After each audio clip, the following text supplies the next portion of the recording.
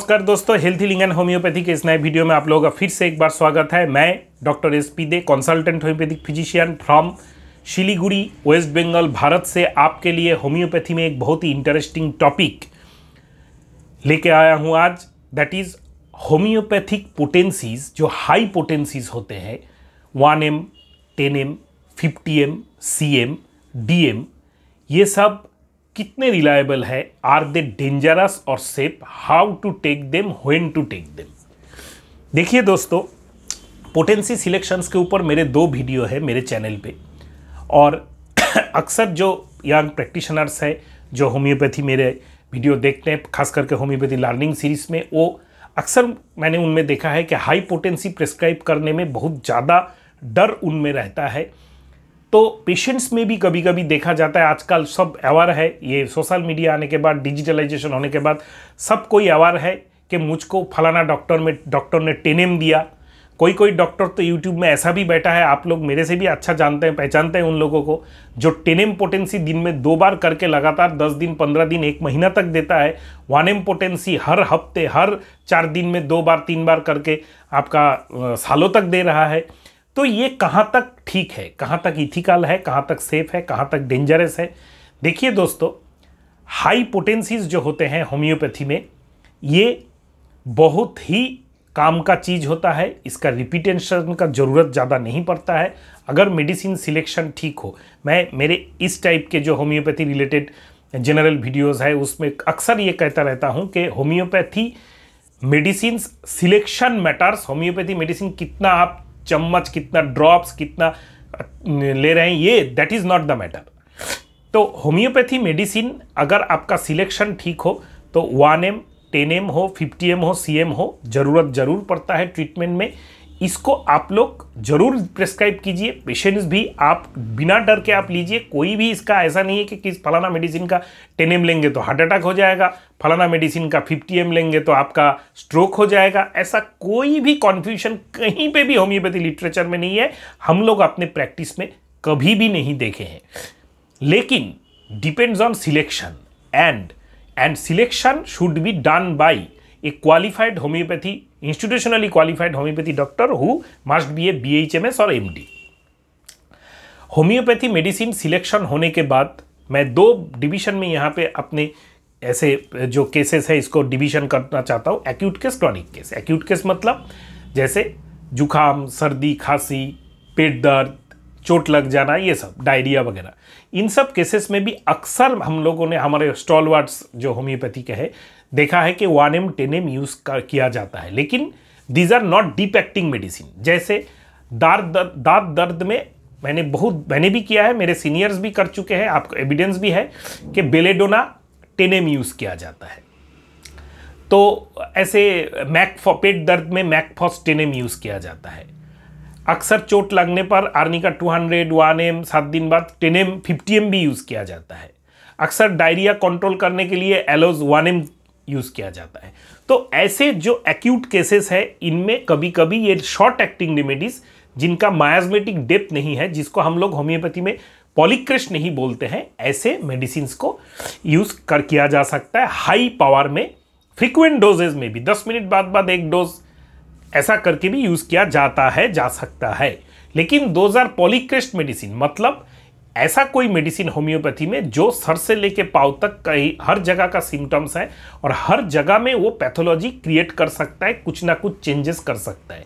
Materia Medica आजकल online में मिल जाता है। किसी भी नॉर्मल पर्सन्स के लिए भी ये जानना बहुत कठिन नहीं है कि जो मेडिसिन मैं लेने जा रहा हूँ वेदर इट इज़ पॉलीक्रेस्ट और शॉर्ट एक्टिंग।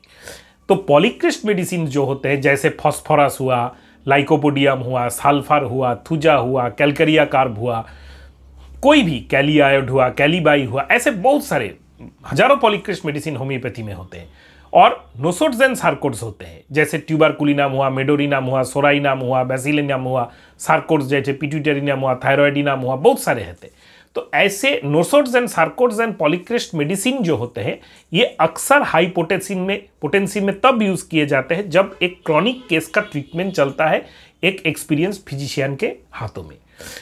जैसे आपका बहुत पुराना रेस्पिरेटरी डिस्ट्रेस है, बहुत पुराना माइग्रेन है, बहुत पुराना जोड़ों का दर्द है, बहुत पुराना स्किन का प्रॉब्लम है, बहुत पुराना कुछ भी चीज़ लेके आप किसी होम्योपैथ के पास जाते हैं, वो अच्छा से आपका हिस्ट्री लेते हैं, उनके बाद वो ये जो नोसोड, सार्कोड्स या पॉलीक्रेस्ट मेडिसिन का हाई पावर यूज़ कर सकते हैं। और ये यूज़ करने के बाद पेशेंट का जो रिस्पॉन्स होता है अक्सर बहुत अमेजिंग होता है। लेकिन ये डोज मिनिमम यूज़ किया जाता है, 1 से लेकर 2 डोज दे के वेट किया जाता है कि कब तक क्या क्या चेंजेस होते हैं। लेट्स पॉइंट आउट कि हम लोग अगले 1 महीने तक पेशेंट को कोई भी मेडिसिन नहीं दे के देखें। जो भी डॉक्टर आपको 1M 10M मेडिसिन का या 50M मेडिसिन का फ्रीक्वेंट डोज आपको दे रहा है, अगर आप पेशेंट है, अगर आप सोच में पड़ गए हैं, तो आपको देखना है कौन सा मेडिसिन का डोज आप ले रहे हैं। अगर ये जो मेडिसिन है ये पॉलीक्रेस्ट है, डीप एक्टिंग है, बहुत सारे चीज़ों को शरीर में उल्टा पुल्टा कर सकता है, तब ये मेडिसिन आपको कॉशनली लेना चाहिए।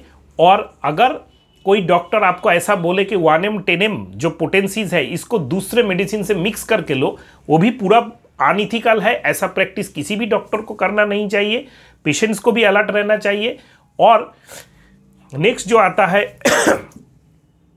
हाई पोटेंसीज लेने के बाद क्या कोई साइड इफेक्ट होता है? नहीं।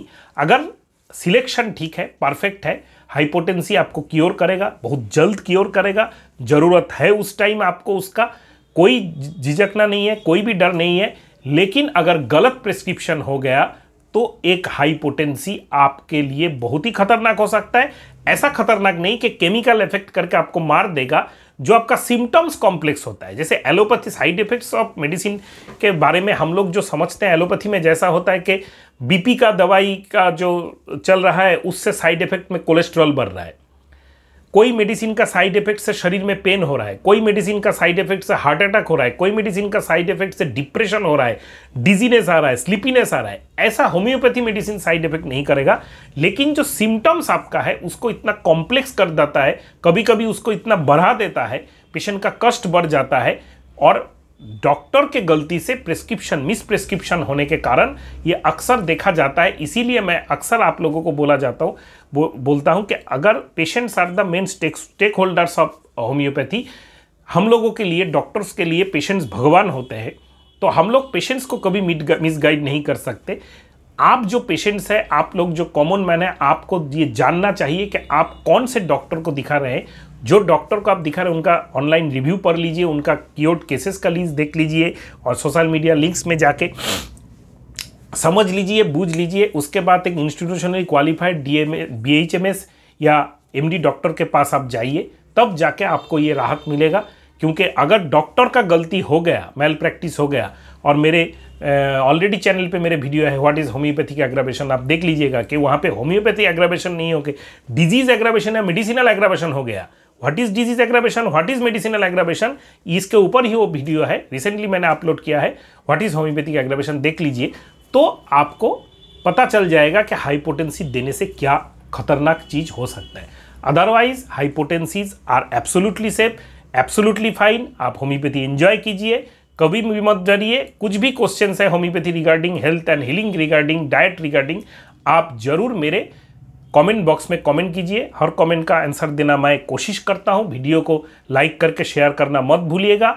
और अगर चैनल में नए हैं तो चैनल को सब्सक्राइब करके बेल आइकॉन को क्लिक करना मत भूलिएगा, क्योंकि ऐसा वीडियो मैं अक्सर आपके लिए लेके आता रहता हूँ। नमस्कार।